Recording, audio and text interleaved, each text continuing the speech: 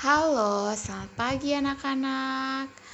Apa kabarnya hari ini? Ibu harap semuanya sehat ya. Nah, pada pagi hari ini, pembelajaran yang Ibu akan bawakan dengan tema 8, yaitu daerah tempat tinggalku, dan subtema 1, lingkungan tempat tinggalku.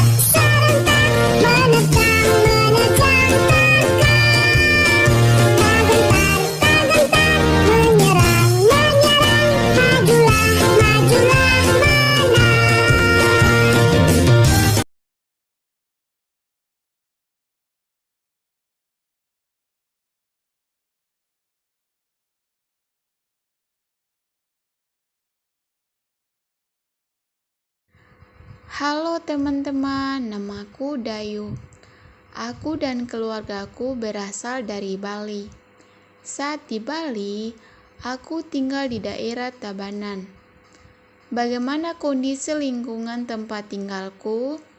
Ayo kita cari tahu bersama-sama.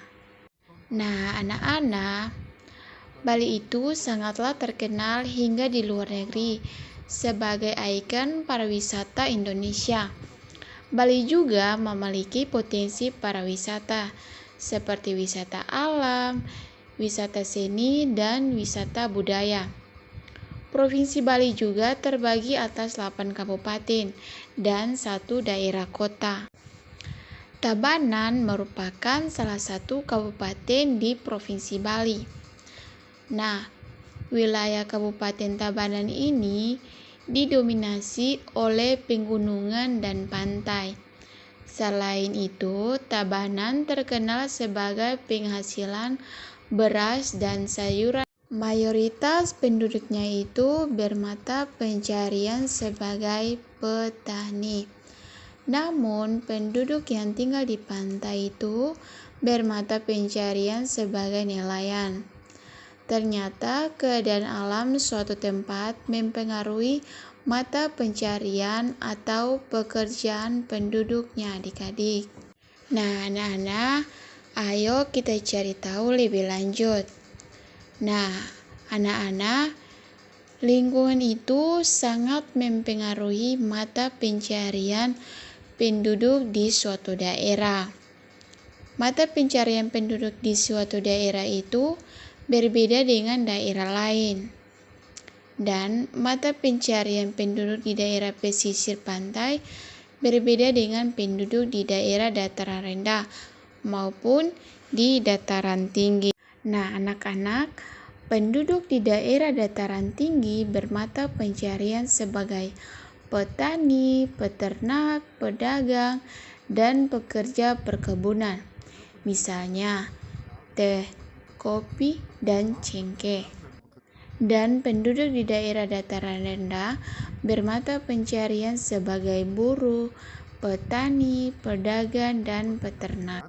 Sedangkan penduduk di daerah pantai bermata pencarian sebagai nelayan, petani tambak, pedagang, petani garam, dan perajin. Nah, anak-anak, selain itu, penduduk yang tinggal di desa juga memiliki makna pencarian yang berbeda dengan penduduk yang di kota.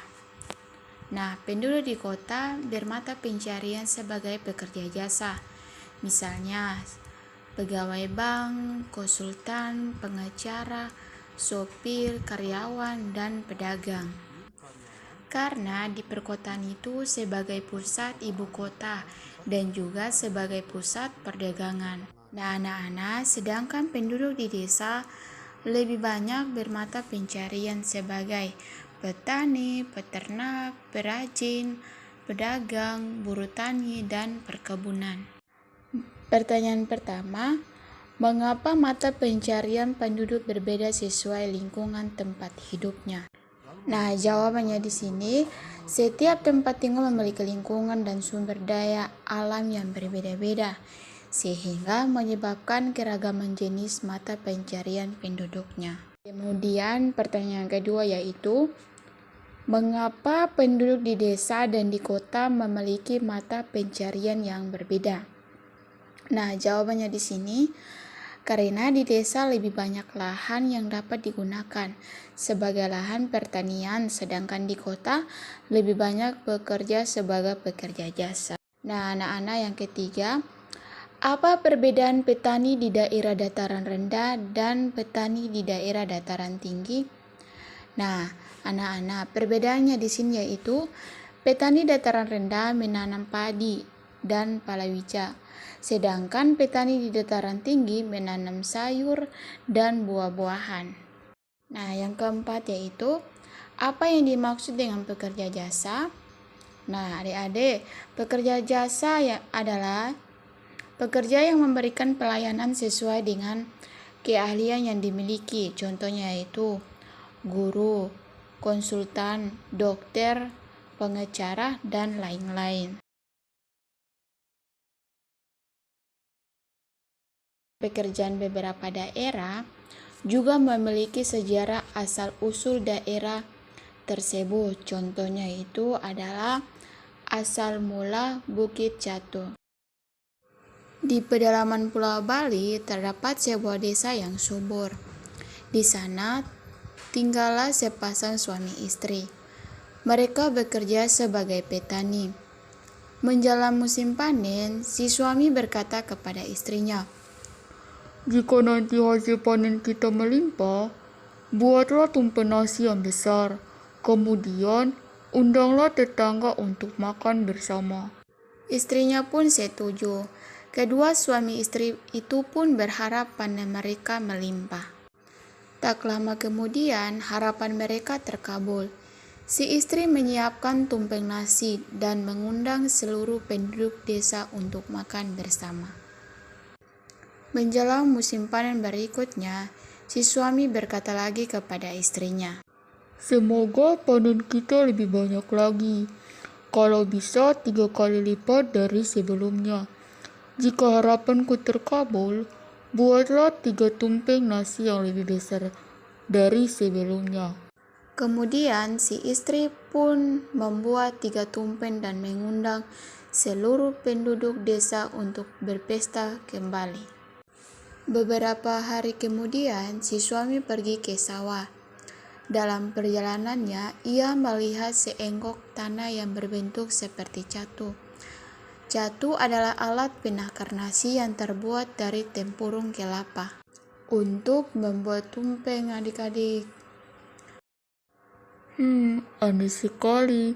Sepertinya kemarin gunungan tanah ini tidak ada, gumam si suami.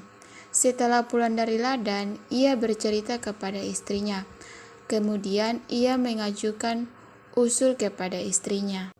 "Istriku, bagaimana kalau kita membuat beberapa catu nasi?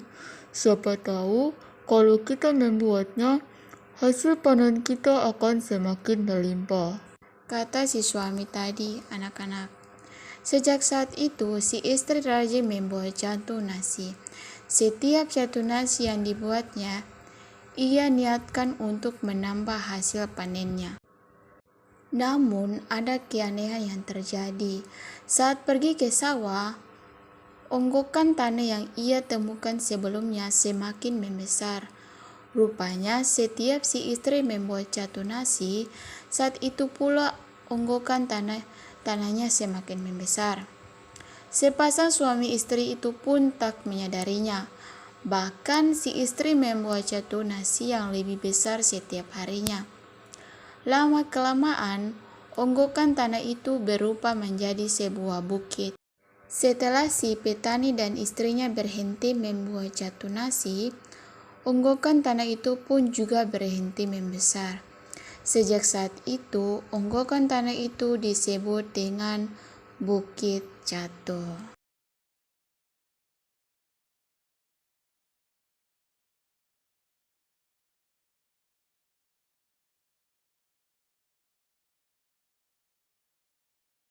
Ya anak-anak, jadi keragaman berarti bermacam-macam atau berjenis-jenis. Pada manusia, keragaman yang dimaksud adalah perbedaan yang dimiliki oleh setiap individu. Perbedaan pada individu itu ada karena setiap manusia memiliki ciri khas tersendiri. Dengan demikian, keragaman karakteristik individu berarti perbedaan ciri-ciri khusus pada setiap manusia. Keragaman karakteristik individu dapat berupa keragaman fisik. Keragaman fisik dapat meliputi warna kulit, jenis rambut, tinggi dan rendah badan, serta berat badan. Selain keragaman fisik, juga terdapat keragaman kegemaran dan keragaman sifat.